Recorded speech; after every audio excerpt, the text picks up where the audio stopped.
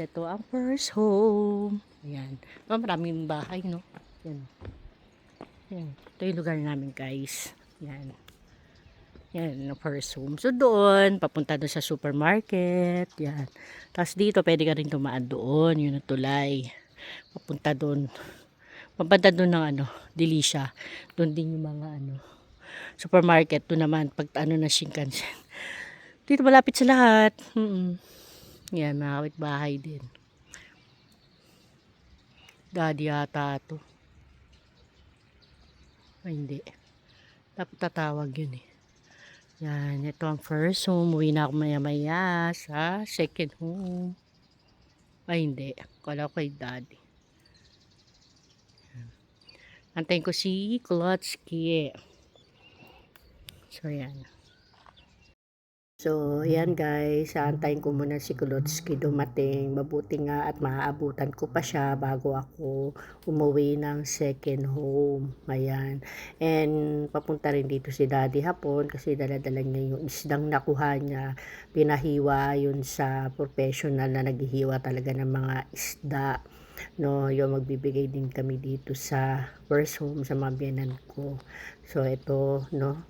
Turo ko pala sa inyo guys, ito yung bahay namin, 'di ba, sa first home. So dito nakatira yung mga trainee. So nakikita niyo yan, ito yan.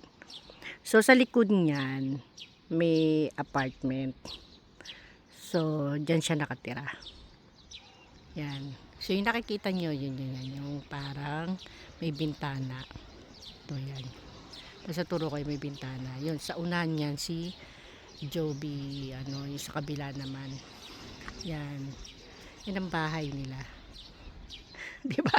Pagkatapat lang kami. Kaya pag sinilip mo, ayan, may bintana. Kita mo sila. Kaya pag lumabas siya ng bahay dyan, pwede kami mag-hi, ganun. So, mapasok sila sa work. Pagbabike sila ganyan, aakyat sila dun sa tulay na yun. Yan, papunta dun sa hanggang 7-Eleven. Ayan. Yan ang aking apo.